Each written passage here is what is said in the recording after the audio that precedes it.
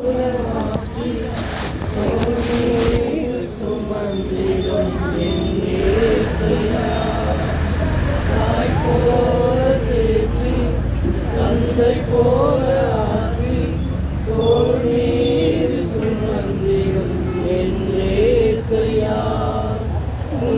போல புரிந்து கொள்ள யாரும் இல்லையே, உம்மை போல அரவணைக்க யாரும் இல்லையே, உம்மை போல புரிந்து கொள்ள யாரும் இல்லையே, உம்மை போல அரவணைக்க யாரும் இல்லையே.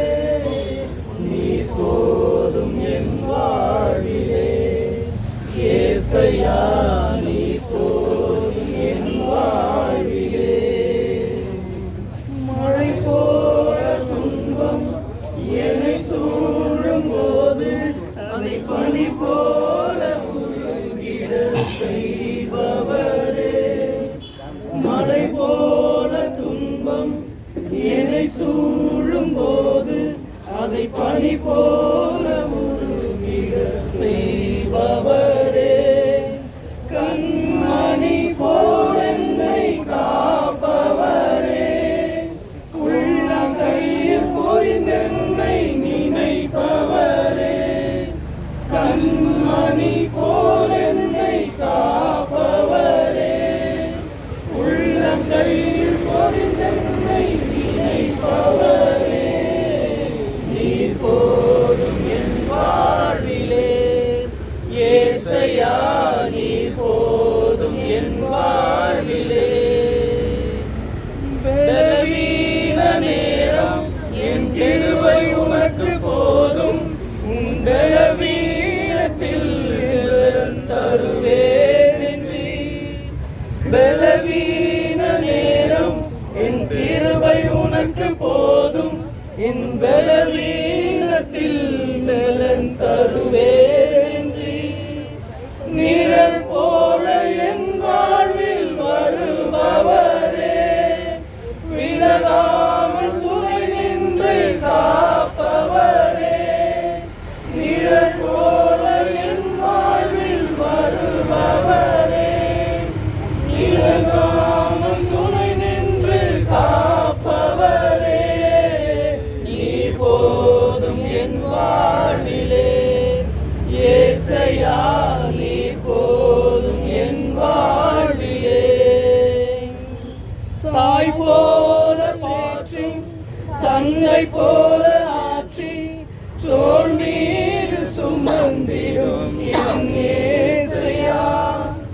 தாய் போல தேற்றி தங்கை போல ஆற்றி தோள் மீது சுமந்திடும் என் ஏசையா. உம்மை போல புரிந்து கொள்ள யாரும் இல்லையே, உம்மை போல அரவணைக்க யாரும் இல்லையே. நீர் போதும் என் வாழ்விலே ஏசையா, நீர் போதும் என் வாழ்விலே ஏசையா, நீர் போதும் என் வாழ்விலே ஏசையா, நீர் போதும் என் வாழ்விலே. இந்த மரணத்தை நம்ம பார்க்கும் பொழுது மனிதனுக்கு வருகிற வழி இந்த மரணத்திலேருந்து வெளியே வரணும்னா அது ரொம்ப கஷ்டங்க. மனுஷன் எல்லா வழியும் தாங்கிக் கொள்ள முடியுங்க, ஆனால் மரணத்திலேருந்து வெளியே வரணும்னா ரொம்ப கஷ்டங்க. இந்த வழி நம்ம உலகத்தில் எது வேணாலும் தாங்கலாம், இந்த வழி என்ன பண்ண முடியாதுன்னா தாங்க முடியாது.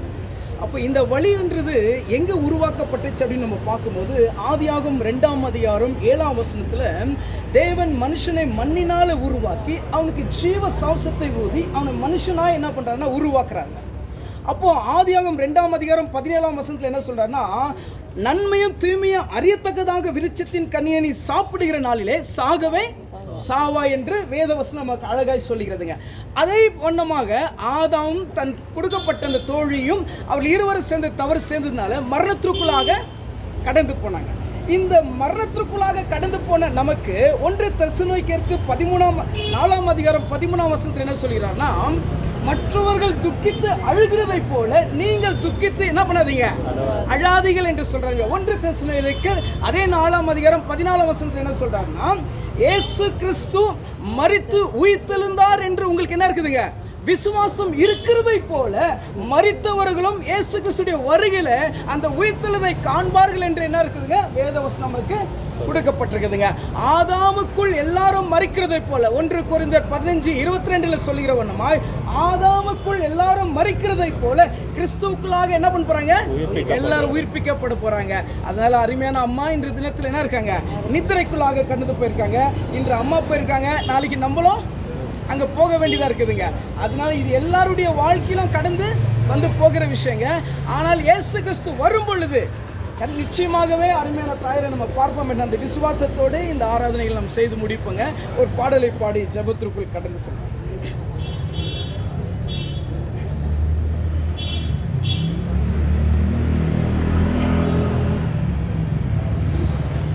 தேவனே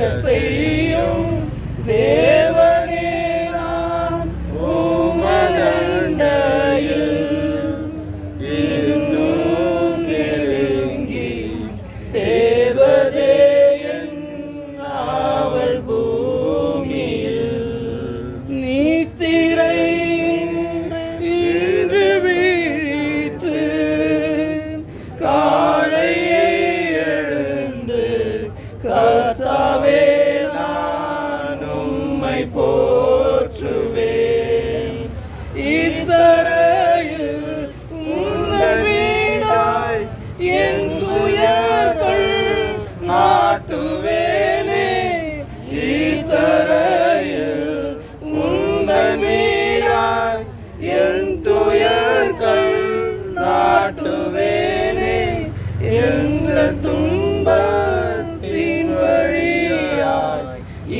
இன்னும் உம்மை ஈட்டி சேவேன் தேவனே நான் உமதண்டையில்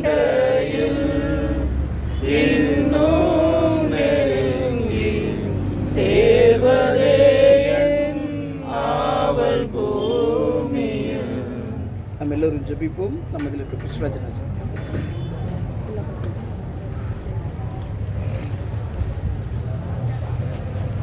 மகா பரிசுத்தமும் இரக்கம் நிறைந்த எங்கள் பரலோக பிதாவே, உம்முடைய நாமம் பரிசுத்தப்படுவதாக. அப்பா தகப்பனே, இதோ ராஜா, இந்த நாளில் தகப்பனே தாயாருடைய மரணத்தை நாங்கள் பார்க்குற ராஜாவே. ஆனால் தகப்பனே, வல்லமையான தேவன் ராஜாவே, எங்களை விட்டு விடாத தகப்பனே, கைப்பிடித்து வழி நடத்துகிற தேவன் ராஜா, இந்நாள் மட்டும் பாதுகாத்து வழி நடத்துகிற தேவன் ராஜாவே, எங்கள் போக்கிலும் மறுத்திலும் முன்னும் பின்னும் காவலாது பாதுகாத்து வழி நடத்து தேவன் ராஜாவே, இந்த நாளிலும் கூட தேட எங்களோடு கூட இருந்து வழி நடத்துகிற தேவன் ராஜாவே.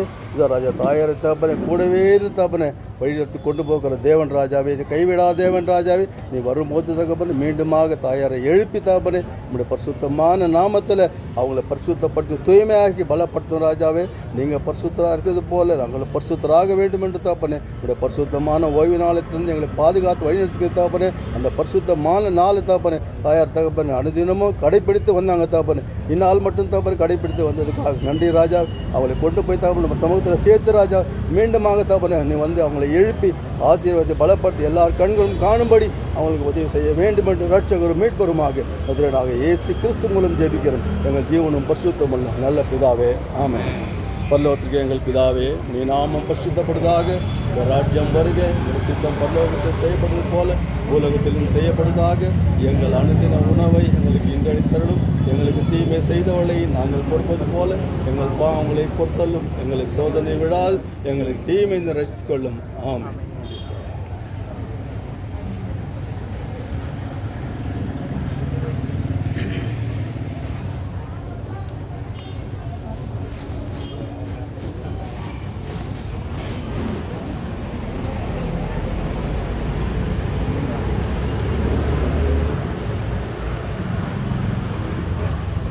அம்மா நம்மளை விட்டு போயிட்டாங்கன்ற துக்கம் ஜாஸ்தி இருக்கும்.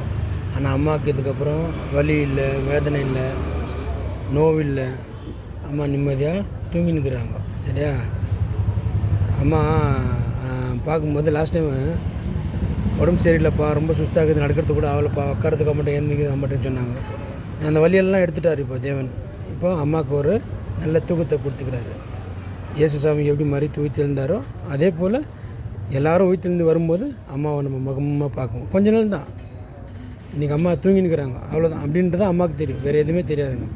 நம்ம அம்மா சொல்லியிருக்கிற விஷயங்கள் நிறைய கற்றுட்டுருப்போம் இல்லையா, அதை நம்ம ஃபாலோ பண்ணணும். நம்ம நிறைய விஷயம் நம்மளுக்கு சொல்லி கொடுத்துருப்பாங்க. இப்படி தான் நம்ம இருக்கணும், இப்படி தான் வாழணும், இதுதான் நம்ம கடவுள்னு சொல்லியிருக்கிறாங்க இல்லையா. அம்மாவுக்கு நம்ம பிடிச்ச பிள்ளைகளை நம்ம வாழணும். துக்கம் இருக்கும், அம்மா நம்மளை விட்டு போயிட்டாங்க, துக்கம் இருக்கும். இன்னும் அவங்க நம்ம கூட இருக்கிறாங்க, நம்மளுடைய உயிரில் நம்ம ரத்தத்தில் கலந்துருக்குறாங்க. எப்பயுமே நம்ம விட்டு போக மாட்டாங்க. தைரியமாக இருக்கணும். நீங்கள் போன வாரம் தான் நான் கல்யாணம் 10 அன்றைக்கி சொல்லியிருந்தாங்க, பாப்பா அது கல்யாணம் வாப்பானாங்க. வரமானா ஒரு டைம் கிடைக்காது, போயிடுச்சு. இன்னும் 1 வருஷம் விட்டு அம்மா பாப்பாவாக பிறப்பாங்க. சரியா? தைரியமாக இருக்கணும், அழக்கூடாது. நீங்கள் மனசை தேர்த்திக்கணும்.